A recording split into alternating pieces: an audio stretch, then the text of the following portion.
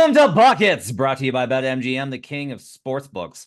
My name is Matt Moore. I'm a senior NBA writer for the Action Network. Not usually here with you on a Tuesday night. Sean Little's out tonight. Had a situation he had to attend to. Hope everything's doing well with Sean. He'll be back with you tomorrow night. I'm with you tonight as I'm joined by Jay Money and Albert Nguyen, the analytics capper. We're going to go over best bets for Wednesday, March 27th in the association. Reminder, everything we talk about can be found in the award-winning Action Network app. You can find all sorts of cool stuff, ways to track your bets. You get information on signals and where the money's coming in on. All of our coverage of the Jonte Porter situation will also be on the Action Network app. I've spoken to many people today. Went over a lot of weird Raptors tape today as well. We'll have more on that story on the Action Network app. Also, a reminder, check out youtube.com/the Action Network. Action Island NBA version is going to be starting here in the month of April. You're going to want to check that out. We're doing a new live show. You're going to want to check that out. We're going to be breaking down all sorts of cool stuff. Our new live show is going to be really great.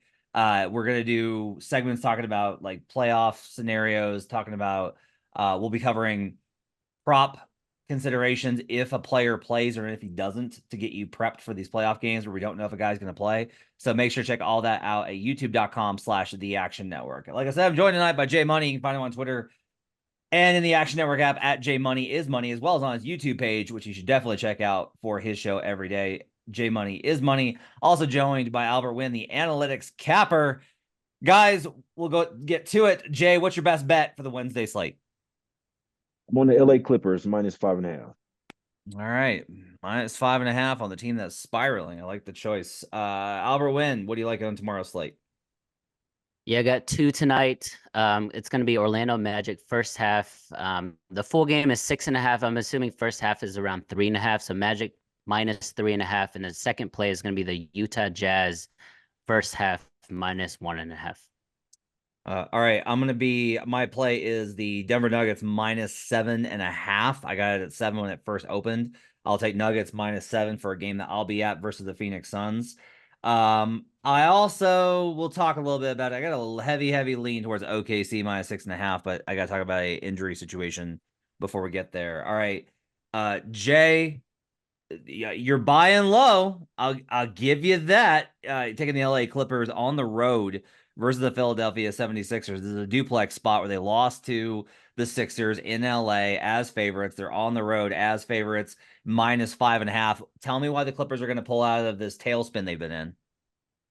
Yeah, this is a major bounce back spot for the Clippers here. They do head on the road, and sometimes when teams are in a rut, that's the best thing that they can do is head out on the road and kind of get like some of that camaraderie back going. And they're actually 6-0 against the spread as well when coming off of a home game and going to the East Coast as well, whether it's Central Time Zone or the Eastern Conference Time Zone here. So obviously this team just lost to the Sixers. I watched that game. The Sixers came out smoking hot from three. It's almost like they were making everything. Scored 41 points in the first quarter there.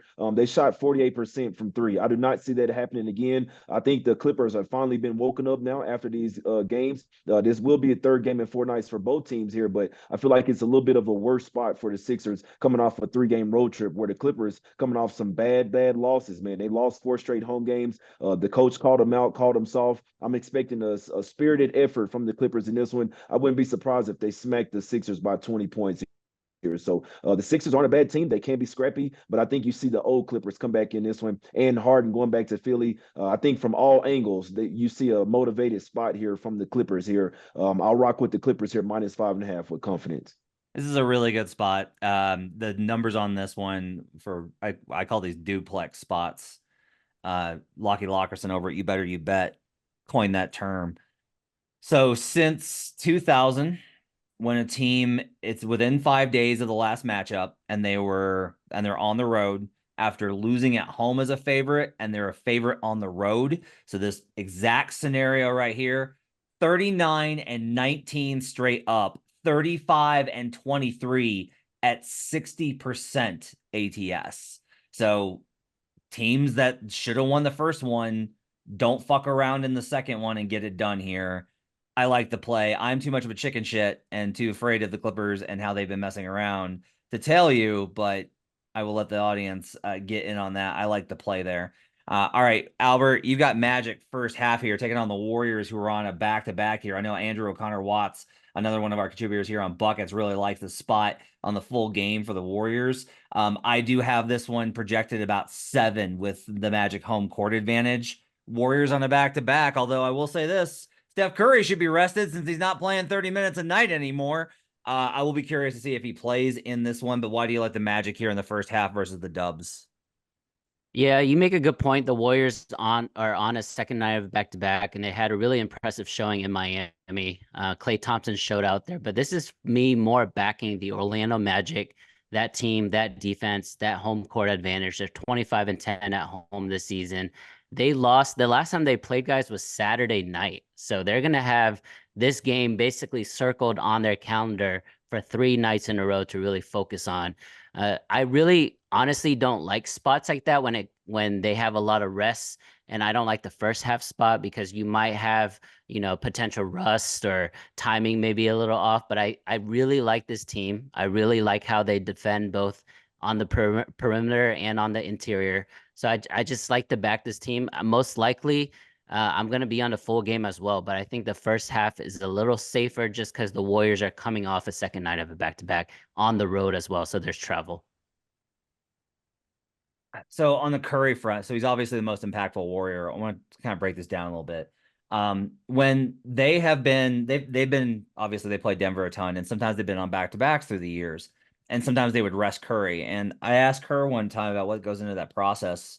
Is it a scrum? It's not like we were one-on-one, but I talked to him. I asked a question at a scrum about what goes in a decision, and he talked about, he's like, it's really unfortunate for the fans. He was like, but look, our team has a system, our training staff has a system, and they basically said he's in the red. Like, they use a lot of biometric data, which is like they're tracking things like, I don't even know, like, I guess glucose, or like what, like how much electricity is in your thighs. I don't know, but whatever it is, to me, when everyone's like, why isn't Kerr playing 30 minutes? There's a reason. I do not believe that Steve Kerr is just like, no, Steph Curry doesn't really give us the best chance to win. Like, they're managing his minutes because he's clearly towards the red, but they know they can't sit him entirely because they might fall out of the play-in spot altogether and get passed by Houston. So he's got to play, but he's got to play on this minutes restriction.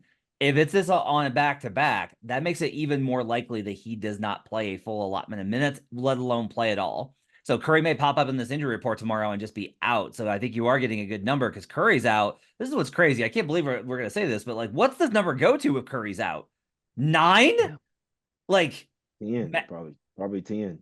Like Magic double. I personally wouldn't touch it. I wouldn't touch it if it goes that high, to be honest. I as a Magic backer, I would want Curry to play, not because I think he's going to hurt the team, but I think a tired Curry going up against an elite defender like Jalen Suggs is going to play in the hands of Orlando, in my opinion. Yeah, so Curry has had the second biggest dip in scoring of any star player since the All-Star break. And one of the big reasons is they're not just allowing contact on ball, they're allowing a lot more contact off ball. You can grab, and that really messes with a guy whose entire game is built around moving off ball. You can bump him, you can grab him, you can get him off balance. And Suggs, super physical defender. So that absolutely plays into it. I like the first half play. I think that's a smart one. If Curry has not been announced out, you better hope. I would agree. You want Curry to play in this game. I know it sounds crazy because it's Steph, but you want Curry to play in this game because otherwise I do think it gets too wonky. I could see Orlando, a young team. Oh yeah, we're gonna beat the Dubs. They're on a back-to-back. Yeah, and then getting caught by, I don't know, Jonathan Kuminga or Moses Moody or some nonsense. Brandon Pajemski goes for 25. It's March in the NBA. Weird shit happens all the time. Real quick, Albert, give me your cap on Utah in the first half play here, as well as the Jazz are taking on the San Antonio Spurs. Jazz are -2.5 in this one. Yeah, this is also a double spot. So first is fading the Spurs. They just had a miraculous win over Phoenix, where I think they were 12 or 13-point underdogs.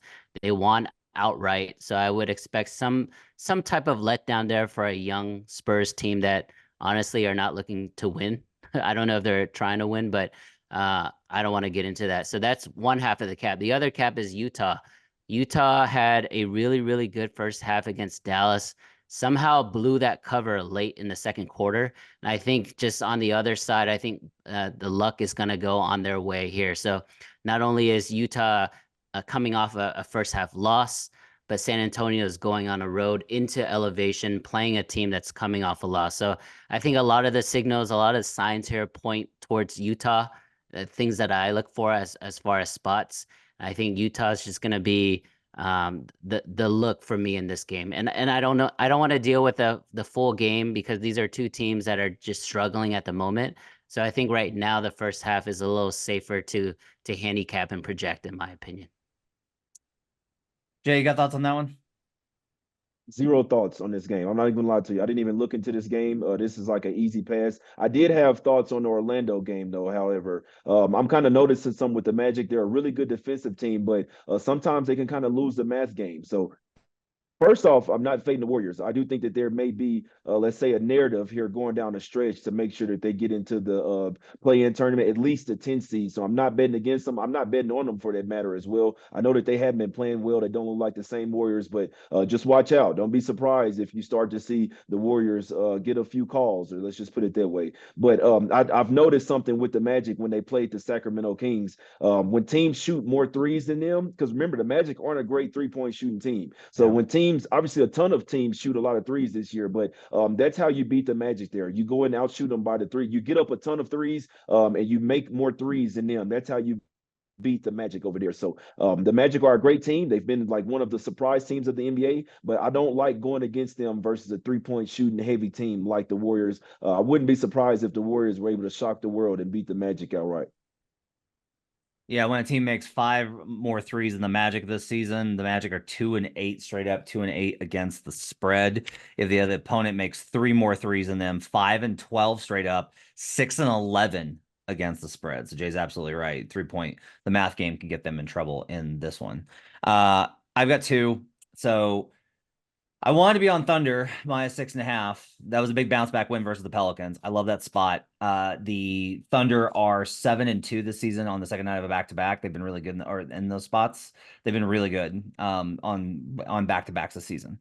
The Rockets, this is a high point for them, right? Like everyone's like, oh man, Houston on the road where Houston hasn't been good this season versus a much tougher, much more disciplined team. And this is kind of a little bit of a rivalry. It's been a rivalry for some time.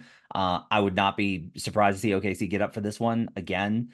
But I did notice after the game that Mark Dagnall admitted that Shea's been banged up, and Shea said that he hurt his quad since the Utah game. He says, quote, just taking it day by day, see how I feel when I wake up.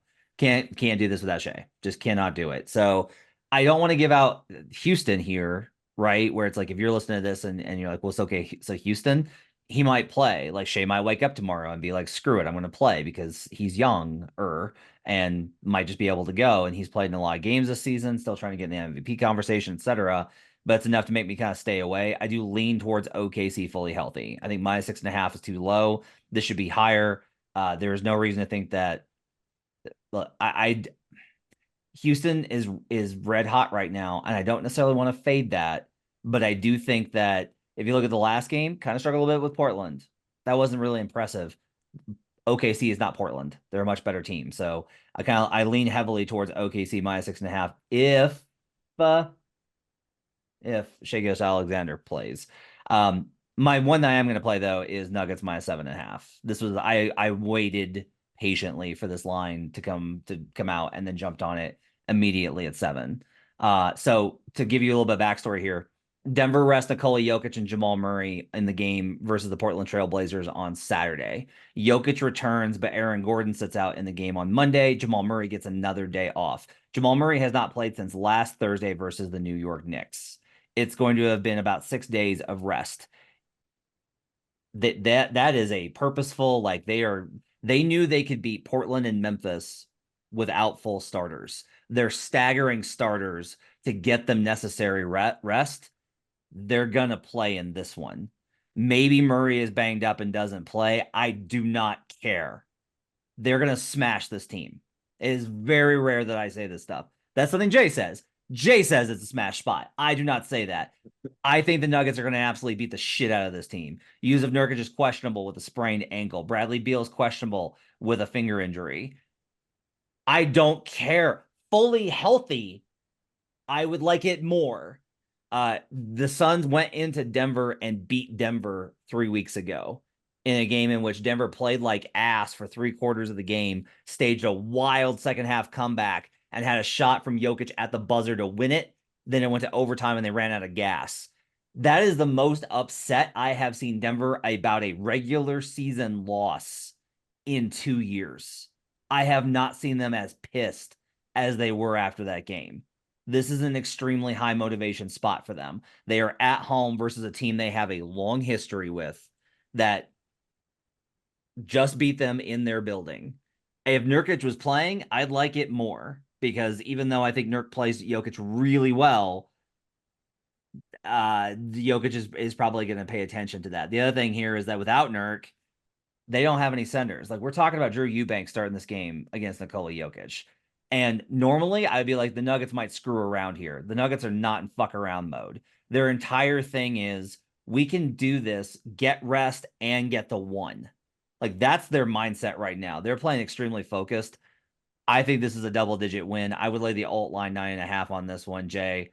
I think the Nuggets. I think this is a smash spot for Denver.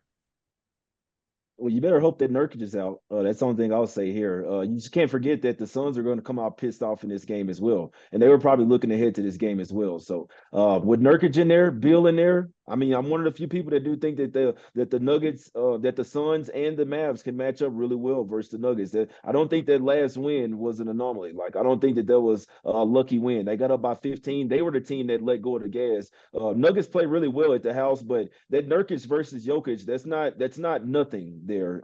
So if he ends up playing, it's gonna be tough for me, in my opinion. Here, I wouldn't be surprised if the Suns came out and got a bounce back win after losing to the Spurs without Wemby. So it looks easy to take the Nuggets. They could be the right side. If Nurkic is out, the Nuggets could win this game by 20. But if Nurkic and Bill are in, I don't know. I lean towards Suns.